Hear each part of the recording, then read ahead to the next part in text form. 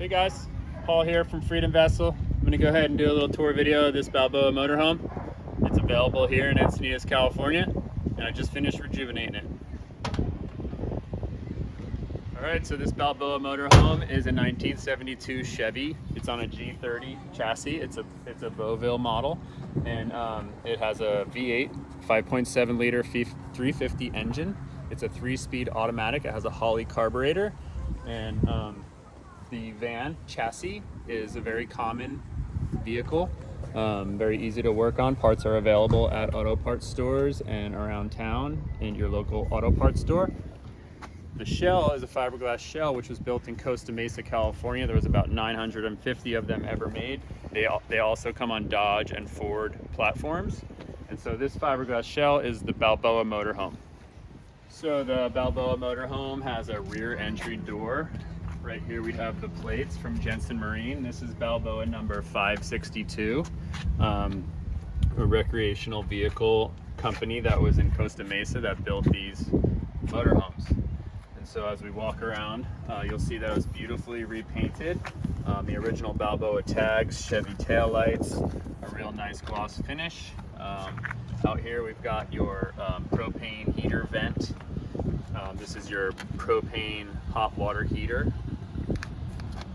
This is a fuel tank. The cap is missing, but this is a fuel tank which is empty, which is primarily used for the generator. So I guess if I were to own this vehicle, I'm selling this vehicle, I only restored it, so I would take this extra fuel tank and I would tie it into the engine so that I would have a reserve tank. So up this ladder on the roof is a luggage rack, and then there's a skylight, 2 skylights, a vent fan, and there's a solar panel. The solar panel is 100 watts. It's a soft solar panel, so you can't see it, but it's on the roof. And there's new vent covers to the bathroom exhaust vents, and there's also a bathroom shower room vent cover. Down here is the gray and black water tank, and then as you come up into the van, I'll go ahead and tell you, I got a opening and closing glass here. I've got new locks with extra keys in the drawer here, and come on in.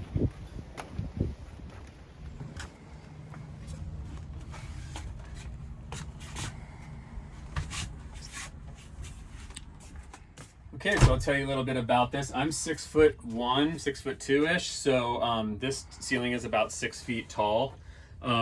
Starting in the back here, there's 3 toggle switches. I actually don't know what they do, so they're not functional.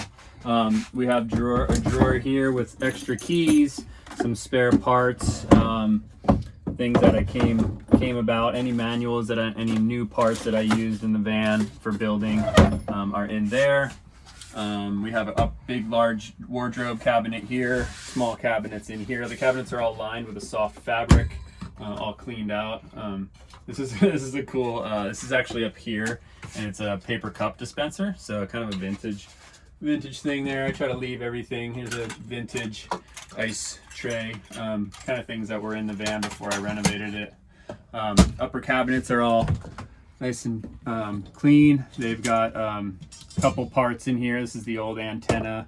Anything I find in the old vans, I kind of leave them in the upper cabinets. Here's some boxes, a new water pump, and some from the new headlights. Just some leftover stuff for the new owner to have. In this back area here is a bathroom. It's a wet bath, so you can shower or use the bathroom.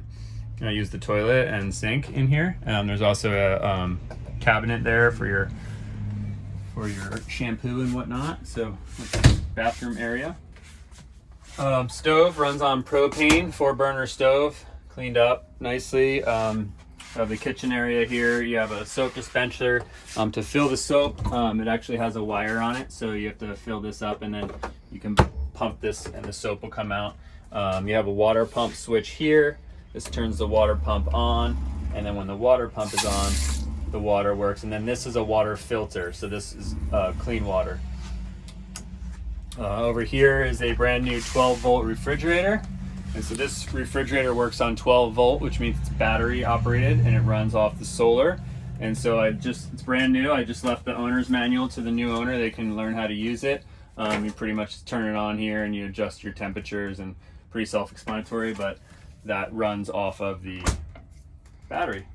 Continuing across the vehicle here, we have the alternator, or the generator is under here, and I assume this goes on when the generator is running. Then you would turn this to shore power if you're plugged in, on power, which is the generator. And so that's kind of your knob that tells you which power source you're using.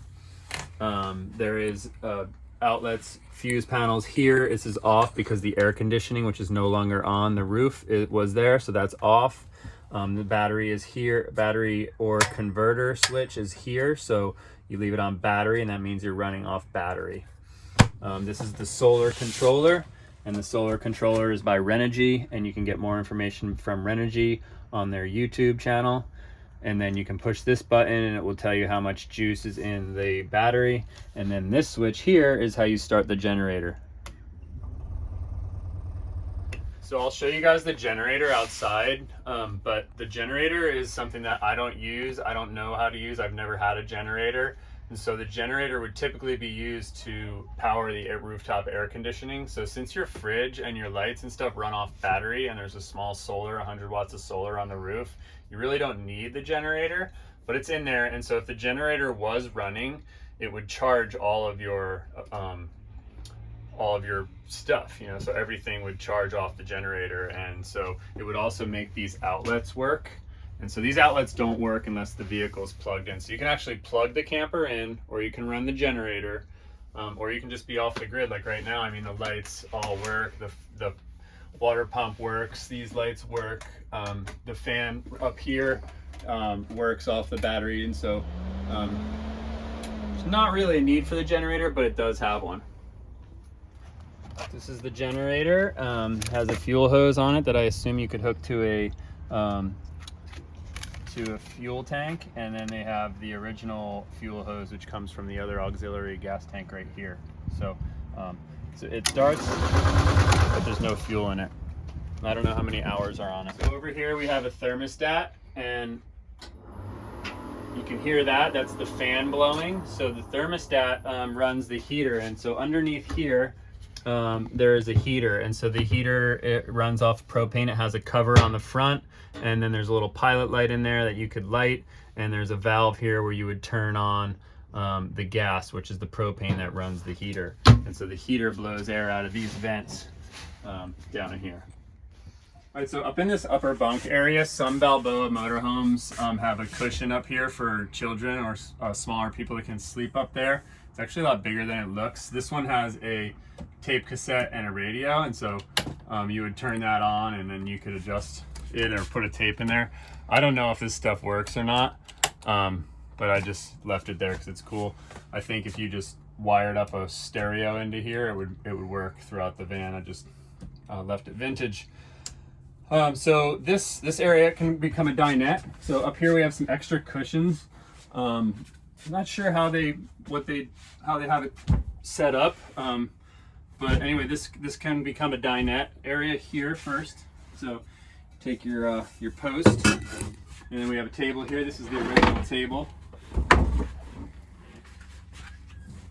and this is a little dinette area where you can sit and eat, or you can swing the table this way, and kind of, you know, play some checkers or do whatever, have some breakfast. So this, we call it the dinette table area, can become a bed. So we have these, let me see here, there's a cushion here. We have these pieces of wood here that can be used. If it were me, I would get some lighter pieces of wood. This is original wood that actually could have been a table at one time, because I can see that there's holes on it from where the table mount was. These pieces of wood make this into a bed, and so with these pieces of wood, or any piece of wood that would go across this area, you can move these cushions in here like this, and and make yourself a bed here. And so that's what these bigger cushions are for. And so now this area is a bed. Let's see. So again, I'm 6 foot tall. There we go. And so this is so yeah, that's your bed there. All right, so here is the inside where the battery is kept. So we have a battery here, and then there's a cord here that goes out the porthole, and that'll allow you to plug the vehicle in. And when you're plugged in, obviously everything runs off being plugged in. And so this has a fuse on it right here. Just quickly look right here. This fuse is for the power for the solar panels, and so that disconnects the solar panels. So anytime you're working on the battery and doing anything, you have to make sure you disconnect that fuse. That way, because you have solar power coming in, and by disconnecting that fuse, it prevents the solar power from overheating the controller here. So there's also a USB port on the controller where you can charge your phone, and that's kind of the guts of it. I guess you could add more batteries if you wanted to, but that is how it works. Up here is all the original curtains. They could be put back in. I just didn't know whether or not somebody would like them, but these would go up here, I guess. But basically the curtains have these little tags on them, and they slide into these channels here, and so you just slide them all in, and so then they slide across this channel here. So this is obviously not the right curtain, but all the original curtains are up here, so you could use them as a template. And then up here on the upper areas there is also channels, and so when you get the tabs in the channels, that's what makes the curtain slide. And these little tabs can actually be bought from Vintage Trailer Supply or something like that would have these kind of RV type curtain tags, and that's how you would put curtains back up. So if you did want the curtains up, they are all right here. They have been washed. Don't know the overall condition of them, but I left them out. Windows all slide open freely. We have new screens on here, creating a nice cross breeze. And yeah, overall, this is kind of a quick rundown, I guess, not that quick, but of a Balboa motorhome. So thanks for watching. I have plenty of other YouTube videos on Balboa motorhomes. I have Instagram at Freedom Vessel, and I can be reached through my email or through all those channels of social media. And I have renovated and built, I think, about 40 of these. So I really understand them, I know them, and I wish the best to anybody that buys one.